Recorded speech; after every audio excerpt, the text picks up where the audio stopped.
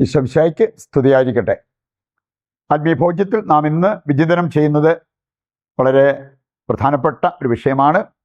നമ്മളെല്ലാവരും മനസ്സിലാക്കിയിരിക്കേണ്ട ഒരു നഗ്ന സത്യം. കാമം പാപമാണോ?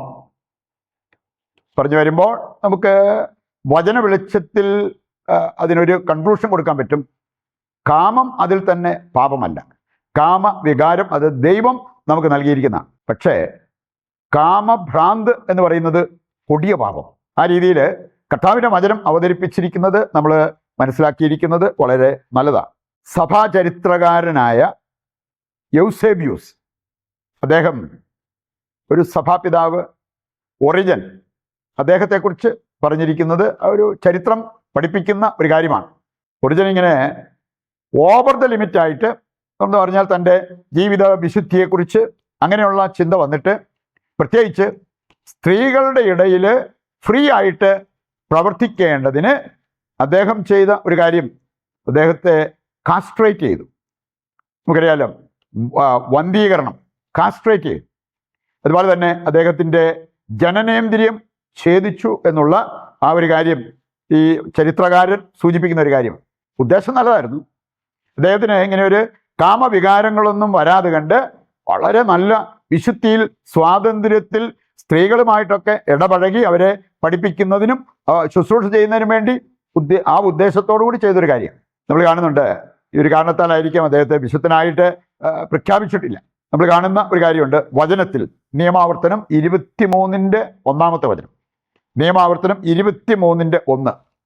അവിടെ പറഞ്ഞിരിക്കുന്ന ഒരു കാര്യം, വൃഷണം ഉടയ്ക്കപ്പെട്ടവനോ ലിംഗം ഛേദിക്കപ്പെട്ടവനോ കർത്താവിൻ്റെ ആലയത്തിൽ പ്രവേശിക്കരുത്. ദേവാലയത്തിൽ പ്രവേശിക്കാൻ അവകാശമില്ലാത്ത ഒരു ഗണം ആൾക്കാരെ കുറിച്ച് പറഞ്ഞിരിക്കുകയാണ്. വൃഷണം ഉടയ്ക്കപ്പെട്ടവർ, അതാണ് വന്ധീകരണം. അതുപോലെ തന്നെ ലിംഗം ഛേദിക്കപ്പെട്ടവർ. നമുക്ക് കാണാൻ സാധിക്കും, ചില വ്യക്തികൾ ഈ ജീവിത വിശുദ്ധിയെ, ലൈംഗികതയെ ശരിയായ രീതിയിൽ കാണാൻ പഠിക്കുന്നില്ലെങ്കിൽ അനാവശ്യമായിട്ടുള്ള ചിന്തകൾ അവർക്ക് വരാം. ഞാൻ ചിലപ്പോൾ വിശുദ്ധ കുർബാന എഴുന്നള്ളിച്ചു കൊടുക്കാൻ പോകുന്ന സമയത്ത് വേണേ ഒരു നല്ല സുന്ദരിയായ ഒരു പെൺകുട്ടിയെ കാണുമ്പോൾ നമ്മളറിയാതെ തന്നെ പെട്ടെന്ന് നമ്മുടെ മനസ്സിലേക്ക് അവൾ നല്ല സുന്ദരി, മിടുക്കി, കാണാൻ കൊള്ളാം, അങ്ങനെ ഒരു ചിന്ത, ഒരു ഫ്ലാഷ് തോട്ട് വന്നേക്കാം. അതിൻ്റെ പേരിൽ ഞാൻ കുർബാന എഴുന്നള്ളിച്ചു കൊടുക്കുന്നത് നിർത്തിയിട്ട് തിരിച്ചു പോകേണ്ട കാര്യമുണ്ടോ? കുമ്പസാരിക്കാൻ ഓടേണ്ട കാര്യമുണ്ടോ? ഒരിക്കലുമില്ല. ആ ഒരു ഫ്ലാഷ് തോട്ട്, അതിനെ നമ്മൾ താലോലിച്ച് പാപപ്രവൃത്തിയിലേക്ക് പോകുമ്പോഴാണ് അത് പാപമാകുന്നത് എന്ന യാഥാർത്ഥ്യം നമ്മൾ തിരിച്ചറിയണം. നമുക്ക് ഈ വിഷയവുമായി ബന്ധപ്പെടുത്തി ഏതാനും ചില കാര്യങ്ങൾ കാണാം. കാമം എന്ന് പറയുന്നത് ഒരു വികാരമാണ്. 4 വികാരങ്ങളെക്കുറിച്ച് പറയപ്പെട്ടിരിക്കുന്നത് നമ്മളും കേട്ടിട്ടുള്ള ഒരു കാര്യമാണ്. 4 വികാരങ്ങളെക്കുറിച്ച്. 1 കാമം, 2 ക്രോധം, 3 മോഹം, 4 ലോഭം. ലോഭം എന്ന് പറഞ്ഞാൽ ഗ്രീഡ്, ദുർമോഹം. ഇത് നമുക്കുണ്ടാകാവുന്ന ചില വികാരങ്ങളാണ്. കാമം അതിൽ തന്നെ പാപമാകണമെന്നില്ല. പക്ഷെ നമ്മൾ അതിനെ നിയന്ത്രിച്ച് കീഴടക്കാതിരുന്നാൽ, അത് കാട് കയറി പോയാൽ തീർച്ചയായിട്ടും അത് കൊടിയ പാപമായി മാറാൻ സാധ്യതയുണ്ട് എന്നുള്ളത് നാം തിരിച്ചറിയണം. നമുക്കറിയാലോ, മൃഗങ്ങൾക്കുണ്ട് കാമം. പക്ഷേ മൃഗങ്ങൾ അത് ഉൽപാദനത്തിന് വേണ്ടിയാണ് പ്രയോജനപ്പെടുത്തുക. അതല്ലാതെ ഒരു ജഡസുഖം, ഏത് രീതിയിലുമുള്ള ഒരു ജഡസുഖം വേണം എന്നുള്ള ആ ഒരു കാഴ്ചപ്പാടിൽ പോകാറില്ല. നമ്മൾ കാണുന്നുണ്ട്, ഇന്ന് പലരും വിവാഹം കഴിക്കുമ്പോഴേ അവർ ഒരു ധാരണയിലാണ് വിവാഹത്തിലേക്ക് പ്രവേശിക്കുക. സെക്സ് നമുക്ക് എൻജോയ് ചെയ്യാം, പക്ഷേ മക്കൾ വേണ്ട. ഇന്ന് അതിൻ്റെ പേരിൽ ദമ്പതിമാരുടെ ഇടയിൽ തന്നെ അഭിപ്രായ വ്യത്യാസവും ഒരുപാട് വഴക്കും ബുദ്ധിമുട്ടുകളൊക്കെ ഉണ്ടാകുന്നത് കാണാൻ പറ്റും. മൃഗങ്ങളെ സംബന്ധിച്ചിടത്തോളം ഇണ ചേരുന്നത് സന്താനോൽപാദനത്തിന് വേണ്ടി മാത്രമാണ്, അല്ലാതെ ഒരു ലൈംഗിക സുഖം എന്നുള്ള ആ ഒരു കാഴ്ചപ്പാടിലല്ല എന്നുള്ളത് ചിന്തിച്ചാൽ നമുക്ക് മനസ്സിലാക്കാൻ പറ്റും. വീണ്ടും നമ്മൾ കാണുന്നുണ്ട്, ചില മൃഗങ്ങൾ ഈ ഒരു മേഖലയിൽ ആത്മനിയന്ത്രണം പാലിക്കുന്നത്.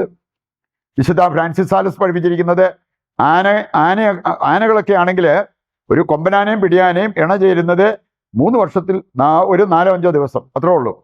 ഇനി അതിനുശേഷം ദേഹശുദ്ധി വരുത്തിയാണ് അത് ബാക്കി ആനകളുടെ ഇടയിലേക്ക് പോകുന്നത് എന്ന് വിശുദ്ധ ഫ്രാൻസിസ് സാലസ് അദ്ദേഹം പഠിപ്പിച്ച ഒരു കാര്യമാണ്. എന്നിട്ട് പറയാണ്, ദമ്പതിമാരെ ആനകളെ കണ്ട് ആത്മനിയന്ത്രണം പാലിക്കാനായിട്ട് പഠിക്കുന്നത് വളരെ നല്ലതായിരിക്കും. ഇങ്ങനെയുള്ള കാര്യങ്ങൾ ഇല്ലാതെ വരുമ്പോഴത്തേക്കാണ് ഈ കാമവികാരം നമ്മെ കൊടിയ പാപപ്രവർത്തികളിലേക്ക് നയിക്കുന്നത് എന്ന കാര്യം നമ്മൾ തിരിച്ചറിയണം. നമുക്കിനി കാമം പാപമാകുന്നത് എപ്പോഴാണ് എന്ന് മനസ്സിലാക്കിയിരിക്കുന്നത് നല്ലതാണ്. ലൈംഗികതയെക്കുറിച്ച് വചനം പഠിപ്പിക്കുന്നതും സഭ പഠിപ്പിക്കുന്നതും സെക്സ് ഈസ് ഹോളി. ഈ ലൈംഗികത എന്ന് പറയുന്നത് വിശുദ്ധമാണ്, സുന്ദരമാണ്. അതിനെ നമ്മൾ വികൃതമാക്കിയാലാണ് പ്രശ്നമാകുന്നത്. ഇനി അതിൻ്റെ ഒരു ഭാഗമാണ് കാമഭ്രാന്ത്. ചിലരെ സംബന്ധിച്ചിടത്തോളം ഒരു കാമവികാരം എന്നതിനേക്കാൾ കാമഭ്രാന്ത് അതിലേക്ക് പോകുന്ന അവസ്ഥ. ചില വചനഭാഗങ്ങൾ എടുത്താൽ ഈ കാര്യം നമുക്ക് മനസ്സിലാക്കാൻ പറ്റും. ഇന്നും ഒരുപക്ഷെ ഇതൊക്കെ നമ്മുടെ സമൂഹത്തിൽ നടമാടുന്നു എന്നുള്ള ആ ഒരു തിരിച്ചറിവ് നമുക്കുണ്ടാവും. റോമ 1:26 മുതൽ വായിക്കുമ്പോൾ അവിടെ പറഞ്ഞിരിക്കുന്നത്, പരസ്പരാസക്തിയാൽ ജ്വലിച്ച് പ്രകൃതി വിരുദ്ധ ബന്ധം, ലജ്ജാകരമായ പ്രവൃത്തികൾ ഇതൊക്കെ ചെയ്യുന്ന ഒരു കൂട്ടരെ കുറിച്ച് അവിടെ പറഞ്ഞിരിക്കുന്നത് കാണാൻ പറ്റും. അവര് സ്വവർഗരീതിയിൽ ഏർപ്പെടുന്നു, പ്രകൃതി വിരുദ്ധ ബന്ധം, ലജ്ജാകരമായൊരു കാര്യം. പക്ഷെ അതിൽ പോലും അവര് മുഴുകാൻ താല്പര്യം കാണിക്കുന്നു. എസെക്കിയേൽ 23:19 വായിച്ചാൽ, ഇസ്രായേൽ ഈജിപ്തിൽ കൊതിച്ച ഒരു കാര്യം, അവര് വ്യഭിചാരവൃത്തി നടത്തി, വ്യഭിചാരത്തിൽ അവർ മുഴുകി. വീണ്ടും അവിടെ പറഞ്ഞിരിക്കുകയാണ്, അവരിഷ്ടപ്പെട്ടത് എന്താണ്? കഴുതയുടേതുപോലത്തെ ലിംഗം, കുതിരയുടെ പോലുള്ള ബീജശ്രവണം, ഇങ്ങനെയുള്ള കാര്യങ്ങൾ അവരിഷ്ടപ്പെട്ടു. ഒരുപക്ഷെ നോർമൽ ലൈംഗിക ബന്ധങ്ങളൊന്നും താല്പര്യപ്പെടാതെ കണ്ട് ഇതുപോലത്തെ ചില വൈകൃത പ്രവൃത്തികളിൽ ഏർപ്പെടാൻ ഇഷ്ടപ്പെടുന്ന വ്യക്തികൾ ഇന്ന് നമ്മൾ കണ്ടെത്തിയെന്ന് വരും. അതെല്ലാം ഒരു ഡീവിയേഷനാണ്, കാമഭ്രാന്തിൻ്റെ ഭാഗമായി വരുന്നതാണ് എന്ന് നമുക്ക് മനസ്സിലാക്കാൻ എളുപ്പമാണ്.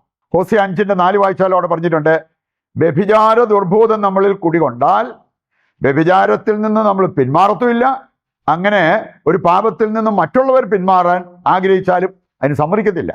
അങ്ങനെ അവരെയും ഈ പാപത്തിന് നിർബന്ധിച്ച് അതിൽ കെട്ടിയിടുന്ന ആ ഒരു മനോഭാവം.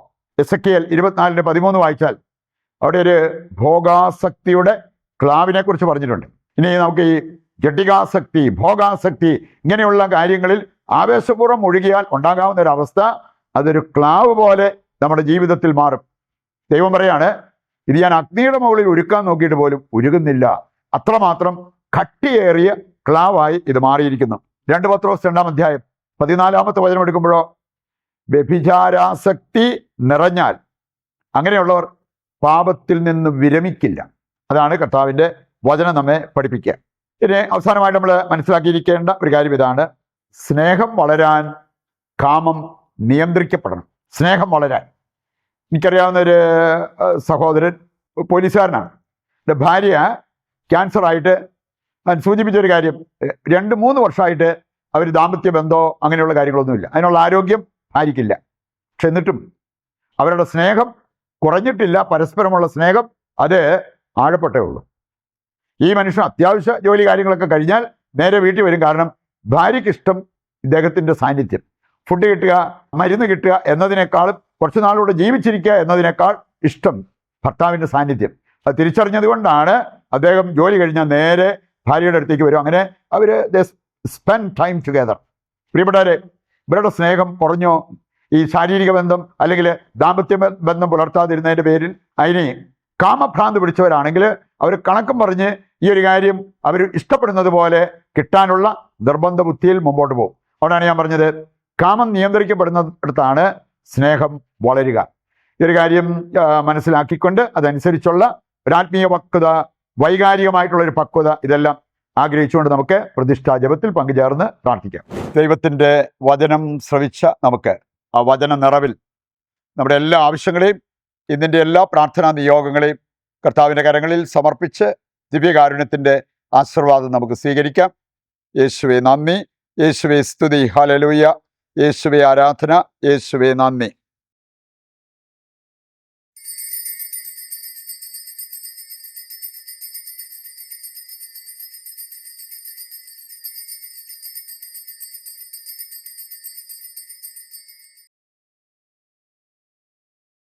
പരിശുദ്ധ പരമ ദിവ്യകാരുണ്യത്തിന് എന്നേരവും ആരാധനയും സ്തുതിയും പുകഴ്ചയും ഉണ്ടായിരിക്കട്ടെ. നാളെ മറ്റൊരു എപ്പിസോഡുമായി വീണ്ടും നമുക്ക് ഒന്നിക്കാം.